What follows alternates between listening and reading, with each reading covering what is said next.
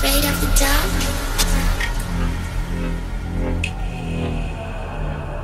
Are you scared?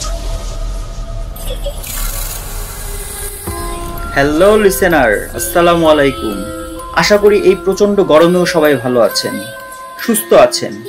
ভূত ভাই YouTube চ্যানেলের পক্ষ থেকে আমি রাজীব চলে এলাম আরও একটি প্যারানরমাল ঘটনা নিয়ে। সম্পূর্ণ সত্য ঘটনার উপর ভিত্তি করে নির্মিত আমাদের এই চ্যানেল ভূত ভাই ইউটিউব চ্যানেল। সুতরাং আমাদের ঘটনাগুলা আপনারা বিশ্বাস করবেন কি করবেন না, এটি সম্পূর্ণ আপনাদের উপর। যাই হোক, আজকে আর কথা না বাড়িয়ে শুরু করছি আমাদের ঘটনা। আমাদের আজকের ঘটনাটা মূলত একটা নদী কেন্দ্রিক। ঘটনার সময়কাল ছিল 1980 সালের দিকে। এইটা বাংলাদেশের একটা প্রত্যন্ত অঞ্চলের ঘটনা। যার কাছ থেকে আমি ঘটনাটা কালেক্ট করেছি তিনি তার নাম, নদীর নাম এবং তার অঞ্চলের ব্যাপারে নিষেধাজ্ঞা দিয়েছেন যে এটা প্রচার করা যাবে না। সেই স্বার্থে আমি নামগুলোকে প্রচার করছি না। যাই হোক, আমি আমার ঘটনার দিকে চলে যাই। এই ঘটনাটা ছিল 1980 সালের দিকের একটি ঘটনা। বাংলাদেশের কোনো একটা প্রত্যন্ত অঞ্চলে, বিশেষভাবে ওই অঞ্চলের নাম এবং নদীর নামটা আমি উল্লেখ করতে যাচ্ছি না, অনুরোধের কারণে উল্লেখ করতে পারছি না। তখনকার সময়ে গ্রাম বাংলার অবস্থা ছিল অন্যরকম। সেই 1980 সালের দিকে সেই সময় জনবসতি গড়ে উঠত মূলত নদীর পাড়ে। শহর কেন্দ্রিক জনবসতিগুলো তখন সেভাবে আসে নাই। গুটি গুটি কিছু কিছু তৈরি হচ্ছে, কিন্তু নদীর পাড় কেন্দ্রিকে যে গ্রামগুলা তৈরি হতো বেশিরভাগ ছিল নদীর পাড়ে, অথবা কোনো খালের পাড়ে, অথবা কোনো জলাশয়ের এদিকে। যারা জলাশয়ের ভেতরে থাকতো তারা বড় পুকুর খনন করে নিত। যাই হোক, আমার ঘটনাটা হচ্ছে মূলত নদীর পাড় কেন্দ্রিক একটি গ্রামকে ঘিরে। যে গ্রামটা মোটামুটি 10-12টা ঘর নিয়ে আর একটা মসজিদ নিয়ে গঠিত ছিল গ্রামটা। গ্রামের ঘরগুলো ওই সময় যেমন হতো, ছনের চালা, বাঁশের বেড়া, মাটির ঘর, মোটামুটি সবগুলো ঘর এমনই ছিল। বলতে পারেন দরিদ্রতা বা হতদরিদ্রতা না হলেও ওই সব গ্রামে তখন এভাবেই চলতো। আর গ্রামের কাছাকাছি নদী থাকতো, নদীর পাশে থাকতো ফসল ক্ষেত। নদীর পানি দিয়ে মানুষ সেচ দিত, ফসল চাষ করত, আবার এই পানি খেত। তখন ওই পানি ফুটিয়ে খাওয়ার ব্যাপারটা হয়তো ছিল না, বা থাকলেও মানুষ তেমন একটা জানতো না। বেশিরভাগ ক্ষেত্রে যা হতো, নদী থেকে পানি নিয়ে আসতো, নিয়ে এসে সেই পানিটাই খেয়ে ফেলতো। তো এই ঘটনাটা যে পরিবারটাকে কেন্দ্র করে, সেই পরিবারের কর্তার নাম ছিল রমিজ। তার 2 সন্তান। বড় ছেলেটার নাম ছিল রহিম আর ছোট ছেলেটার নাম ছিল করিম। বড় ছেলেটার বয়স হবে 20 থেকে 22 বছর, আর ছোট ছেলেটার বয়স হবে 16 থেকে 18 বছরের ভিতরে। অ্যাকচুয়ালি নির্দিষ্ট করে বয়সটা আমাকে বলতে পারে নাই। পরিবারে আর ছিল তার মা এবং তার বউ। এই নিয়ে রমিজ মিয়ার সংসার। রমিজ মিয়া মূলত হচ্ছে ক্ষেত খামারের কাজ করত। তার কিছু ধানি জমি ছিল, এই জমিগুলা চাষ করেই তার বছর চলে যেত, এবং ছেলেরা হচ্ছে তাকে জমি চাষের সময় যথেষ্ট সহযোগিতা করত। তো রমিজ মিয়ার মা আসলে অনেক বয়স্ক ছিলেন, যথেষ্ট বয়স বৃদ্ধ ছিল। তো বয়স্ক হলে যা হয়, বিভিন্ন রকম রোগ তার শরীরে বাসা বাঁধছে, আর তাছাড়া বয়সজনিত একটা রোগ তো আছেই। তো ঘটনার 3 দিন আগে বা 4 দিন আগে রমিজ মিয়ার মা প্রচন্ড অসুস্থ হয়ে যান। সকালে খাবার দাবার সুন্দরভাবে খেয়েছেন, খাওয়ার পরে তিনি হঠাৎ করে অসুস্থ হয়ে যান, তার ডায়রিয়ার মতো হয়। তো ওই সময় আসলে হসপিটালটা ছিল অনেক দূরে। আর সাধারণত গ্রামের মানুষরা দূরে কোথাও যাতায়াত করার জন্য নদী পথ ব্যবহার করত, নৌকা ব্যবহার করত। কারণ ওই সময় গ্রামের কাঁচা রাস্তা বা মাটির রাস্তাগুলা গাড়ি চলাচলের জন্য অতটা উপযুক্ত ছিল না, আবার ওই রকম গাড়িও ছিল না। মূলত বেশিরভাগ ক্ষেত্রে দেখা যেত গরু টানার গাড়ি, গরু দিয়ে গাড়ি টানতেছে, যেগুলো গরুর গাড়ি বলি আমরা, বা মহিষের গাড়ি, ওগুলা যাদের পয়সা ছিল তারা ইউজ করত। কিন্তু বেশিরভাগ মানুষই হচ্ছে তখন নদী পথে যাতায়াত করত। তো যাই হোক, রমিজ মিয়ার মা যখন অসুস্থ হয়ে পড়লেন, উনি তার মাকে সদর হাসপাতালে নিয়ে গেলেন নৌকায় করে। এছাড়া অবশ্য তখন কিছু করারও ছিল না, কারণ মৌসুমটা ছিল বর্ষার প্রায় শেষের দিকে, অর্থাৎ গুড়ি গুড়ি বৃষ্টি হতো মাঝে মাঝে। গ্রামের রাস্তা ছিল প্রচন্ড কাঁচা মাটির রাস্তা। গরুর গাড়ি টেনে নিয়ে যাওয়াটা ছিল তখন মোটামুটি কঠিন একটা ব্যাপার, এবং এটা সাধারণত কেউ করতেও না। সদরে যেতে হলে বা উপজেলা স্বাস্থ্য কমপ্লেক্সে যেতে হলে মানুষ নৌকায় যেত। তো উনি ওনার মাকে নৌকায় নিয়ে স্বাস্থ্য কমপ্লেক্সে ভর্তি করলেন। ডায়রিয়া চিকিৎসা ছিল না তখন। ডায়রিয়া বলতে আসলে ওই সময় ডায়রিয়াটা সিরিয়াস হয়ে যেত, কলেরা রূপান্তরিত হতো। তখন তো খাবার স্যালাইন এভাবে ছিল না, মানুষ জানতো না যে খাবার স্যালাইন খেলে অথবা কলেরার চিকিৎসা করলে রোগটা থাকে না। তখন যখন কলেরা হইতো গ্রামকে গ্রাম উজাড় হয়ে যেত, এরকম হয়েছে। তো মূলত হচ্ছে আমি যতটুকু শুনছি উনার মার ডায়রিয়ায় হয়েছিল, কলেরা পর্যন্ত হয় নাই। তো ডায়রিয়ায় যা হয়, বুড়ো মানুষ ছিলেন, বয়স্ক মানুষ ছিলেন, উনি এক পর্যায়ে ব্যাপারটা নিতে পারেন নাই, হয়তো উনি মারা যান। তো ঘটনার দিন রমিজ মিয়ার মা যখন মারা গেল, হসপিটালের যে কার্যক্রমগুলা ছিল, দাপ্তরিক কার্যক্রমগুলা ছিল, এগুলা শেষ হওয়ার পরে লাস্ট রমিজ মিয়াকে বুঝিয়ে দেওয়ার পরে রমিজ মিয়া ঠিক করলেন যে কিছু তো করার নাই, মারা গেছে, এমনিই মনের দুঃখ কষ্ট, মা মারা গেছে, খুব মানসিক অশান্তিতে ছিলেন, তারপরও মার লাশকে নিয়ে যেতে হবে। তো উনি চিন্তা করলেন কি আর করা যাবে, গাড়ি ঘোড়া তো পাওয়া যাচ্ছে না, এমনি বৃষ্টি গুড়ি গুড়ি করে পড়তেছে, তার উপরে গ্রামের কাঁচা রাস্তা, আর সদর থেকে তাদের গ্রামটা ছিল প্রায় 20 কিলোমিটারের মতো দূরত্ব। তো সেক্ষেত্রে সবাই নদীপথটাই ব্যবহার করতো, নৌকায় চলে যেত। তো রমিজ মিয়াও একই কাজ করলেন, ওনার নিজস্বই নৌকা ছিল, উনি ওনার নৌকায় তার মার লাশটা বিছানার চাদর দিয়ে পেঁচিয়ে নিয়ে উঠালেন। উনি যখন নৌকাটা ছাড়বেন ঠিক সেই মুহূর্তে একজন বৃদ্ধ লোক আসতো, এসে রিকোয়েস্ট করতেছে যে ওনারা যে গ্রামে যাবেন তার আগের গ্রামেই ওই লোকটা যাবে, তাকে যেন একটু নিয়ে যাওয়া হয়। তো প্রথমে রমিজ মিয়া রাজি হয় নাই, এমনি তার মা মারা গেছে, মায়ের লাশ নিয়ে যেতে হচ্ছে, আরেকটা লোককে নিয়ে যাবে, তো উনি রাজি হচ্ছিল না। তো বৃদ্ধ লোকটা খুব চাপাচাপি করা শুরু করলো যে না, নিয়ে যান, আমি তো একটা ঝামেলায় পড়ছি, এই সময় কোথাও নৌকাও পাচ্ছি না। তখন বিকাল প্রায় শেষের দিকে, তো একটা পর্যায়ে রমিজ মিয়া রাজি হয়ে যায়, ওই বৃদ্ধ লোকটাকে নৌকায় উঠায় নেয়। লোকটা লাশটার পাশেই বসে, আর উনার ছেলেরা নৌকার সামনের দিকে আর উনি পিছনের দিকে।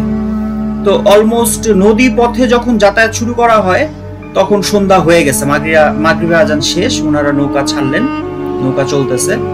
মোটামুটি ধরেন 2-2.5 ঘন্টা পর বা 3 ঘন্টা পর রমিজ মিয়ার কাছে মনে হলো উনার মার লাশটা, যেটা উনি কাপড়ে পেঁচিয়ে রাখছেন, আর উনার নৌকাটা কিন্তু ছইওয়ালা নৌকা ছিল, লাশটা ছইয়ের ভিতরেই ছিল, ওই ভদ্রলোকও বৃদ্ধ ভদ্রলোকও ছইয়ের ভিতরেই ছিলেন। তো ওনার কাছে মনে হলো উনার মায়ের লাশটার চাদরটা মনে হয় ভিজা ভিজা, বেশ একটু ভিজা ভিজা লাগতেছে। তখন ওনাদের গ্রামে যেতে আরো প্রায় 2 ঘন্টার মতো সময় বাকি আছে।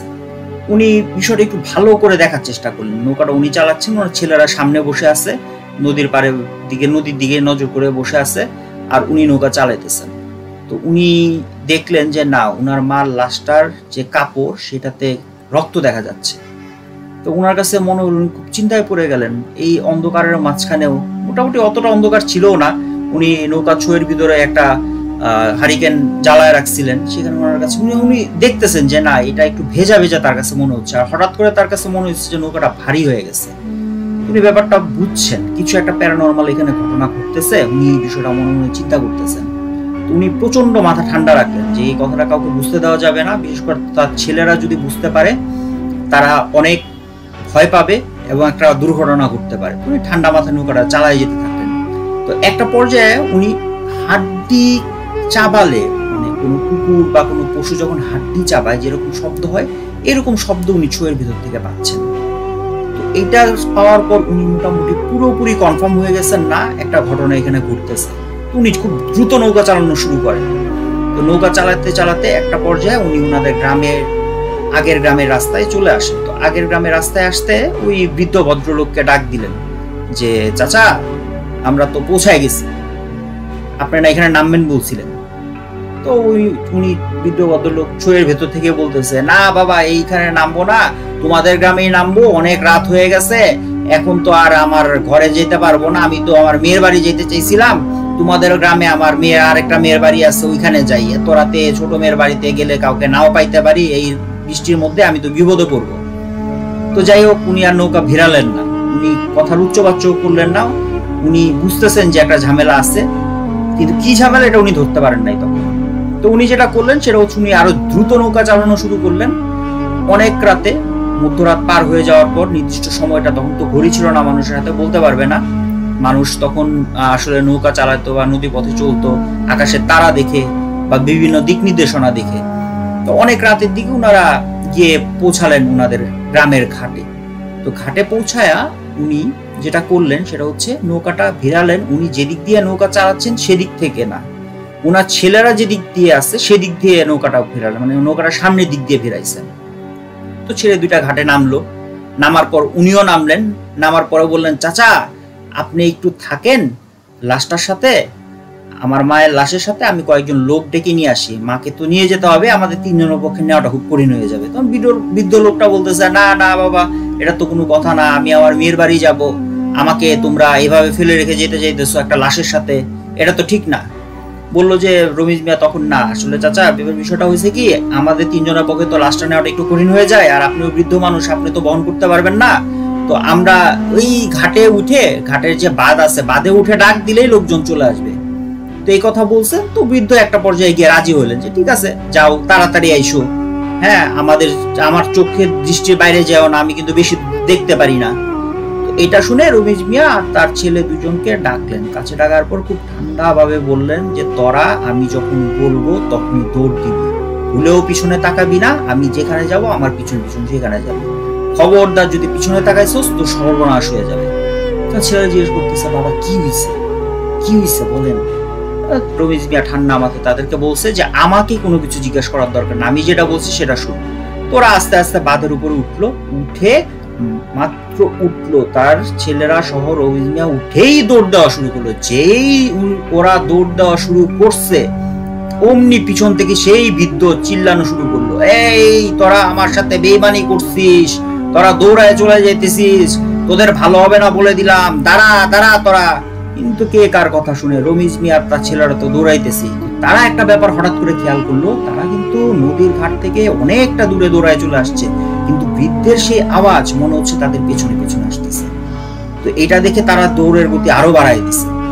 একটা পর্যায়ে দৌড়াইতে দৌড়াইতে রমিজ মিয়া দেখলো যে একটা গোয়াল ঘর, তো বাড়ির পাশে তখন গোয়াল ঘর গুলা এরকম ছিল, গরু টরু খুব একটা ওই সময় চুরি হইতো না, এই জন্য গরুর মালিক যারা থাকতো, মানে বাড়ির কর্তা যারা থাকতো, তারা গোয়াল ঘরে কখনো তালা চাবি দিত না, দড়ি দিয়ে বেঁধে রাখতো।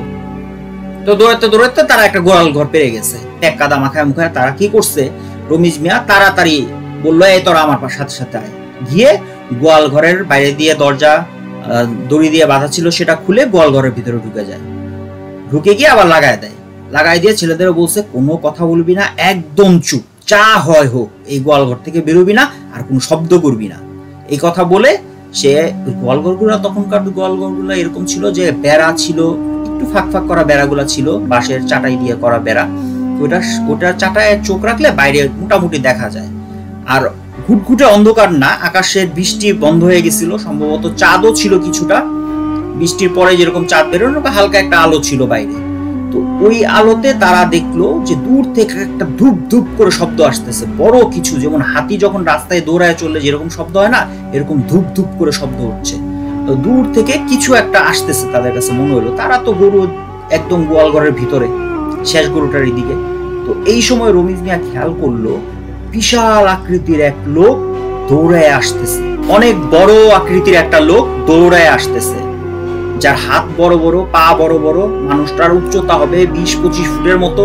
ঠিক মানুষ বললে ভুল হবে, কারণ তাকে ওইভাবে বোঝাও যাচ্ছে না যে এটা মানুষ না অন্য কিছু।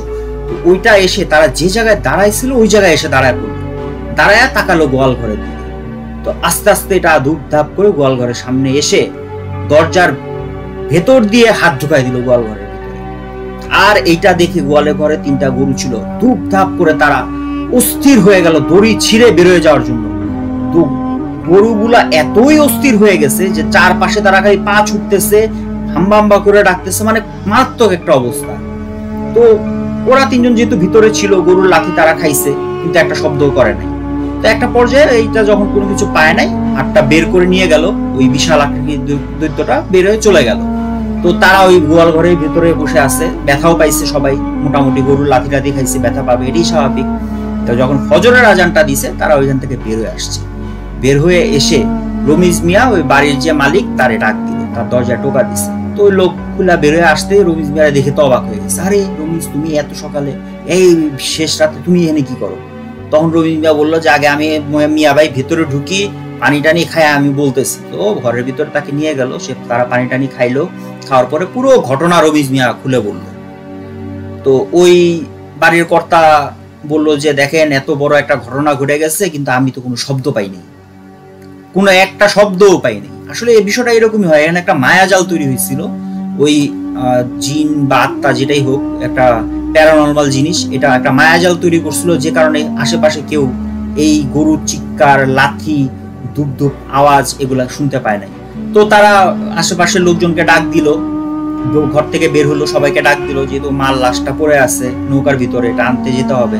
তো সবাই মিলে নদীর পাড়ে গেল, গিয়ে দেখলো নবীজ মিয়ার নৌকাটা ভেঙে টুকরো টুকরো হয়ে আছে, আর তার মার যে লাশটা সেটা পাড়ে পড়ে আছে, দুইটা পা নাই, হাড্ডি থেকেই নাই, কেউ মনে হয় চিবাই চিবাই খাইছে এরকম মনে হচ্ছে, আর ডান হাতের অর্ধেকটা নাই। তো এটা দেখে আরো কষ্ট পাচ্ছে, মানে রবিজ মিয়া, এটা তো তার মা মারা গেছে, তার মধ্যে এরকম একটা জিনিস, নিজের মা হাসপাতাল থেকে নিয়ে আসলাম, মৃত হোক যাই হোক, মা তো, তার পা নাই, হাত নাই, কষ্ট উনি কেঁদে ফেলছেন, ওইখানে বসে কান্নাকাটি শুরু করে দিচ্ছেন। তো সবাই মিলে তাকে সান্ত্বনা টান্তনা দিয়ে লাশ নিয়ে গেল, বাসায় ফিরলো, গ্রামের মুরব্বীরা আসলো, লাশ ধোয়ানো হইলো, দাফন কাফন হইলো। তো একটা পর্যায়ে গ্রামের ইমাম সাহেব রুমিয়াকে ডেকে বললেন যে, বাবারা, তোমরা বড় বাঁচা বেঁচে গেছো, এই নদী খুব ভয়ঙ্কর একটা নদী, এই যে পিশাচটা তোমার সাথে আসছে, এটা একটা পিশাচ, এটা হলো মরা খেকো পিশাচ। এরা এক ধরনের জিন, যারা মানুষের মাংস খায়, জীবজন্তুর মাংস খায়। এই জিনটা তোমার মায়ের গন্ধ পেয়েই সে তোমার নৌকায় উঠছে, এবং সারা রাস্তায় সে তোমার মার মাংস খাইছে। যখন তোমাদের ক্ষতি করার, তার একটা উদ্দেশ্য ছিল যে তোমাদেরকেও সে ক্ষতি করবে, কারণ জীবিত মানুষের ক্ষতি করতে পারলে বা মেরে ফেলতে পারলে এইসব জিনের শক্তি বেড়ে যায়। তো এই চিন্তা তার মাথায়ও ছিল, কিন্তু সে এটা পারে নাই। তার কারণ ওই যে তুমি গোয়াল ঘরে ঢুকে গেছিলা, এটা বুদ্ধিমানের কাজ করছো, এই গোয়াল ঘরে ঢুকার কারণে সে আর তোমাকে কিছু করতে পারে নাই, যে কারণে সে যখন ফেরত গেছে, গিয়ে সকল রাগ সে ফলাইছে তোমার নৌকার উপরে, তোমার নৌকাটা সে ভেঙে চূর্ণ বিচূর্ণ করে ফেলছে। যাক, আল্লাহ যা করে মঙ্গলের জন্য করে, এই কথা বলে ইমাম সাহেব ওনাদেরকে, রমিজ মিয়া এবং তার ছেলেদেরকে ঝাড়ফুঁক করে মাথায় পানি টানি দিয়ে চলে গেলেন। তো দর্শক, এটাই ছিল মূলত আজকের ঘটনা। এই ঘটনাটা আমি আমার এক পরিচিত খুব ঘনিষ্ঠ বন্ধুর দাদার মুখ থেকে শুনছি। আসলে এই রমিজ মিয়া ছোট ছেলেই ছিল আমার সেই বন্ধুর দাদা, ওনার কাছ থেকে ঘটনাটা শুনেছি। এবং আপনারা জানেন যে আমার এই চ্যানেলটাতে, ভূত ভাই চ্যানেলটাতে, আমরা সম্পূর্ণ সত্য এবং অবশ্যই সত্য ঘটনাই এখানে উপস্থাপন করি। তো আমাদের ঘটনা যদি আপনার ভালো লাগে, আপনারা যদি আমাদের ঘটনাটা পছন্দ করেন, শুনতে ভালো লাগে, তাহলে অবশ্যই আমাদের চ্যানেলটা সাবস্ক্রাইব করবেন। আমাদের ঘটনাগুলো বেশি ভালো লাগলে শেয়ার করবেন, লাইক করবেন, এবং আপনারা কে কোত্থেকে বলছেন আমাদের গল্পগুলা শুনতেছেন, সেটা আমাদেরকে কমেন্টের মাধ্যমে জানাবেন। তাহলে আজকে এ পর্যন্ত লিসেনার, সবাই ভালো থাকবেন, সুস্থ থাকবেন। আসসালামু আলাইকুম।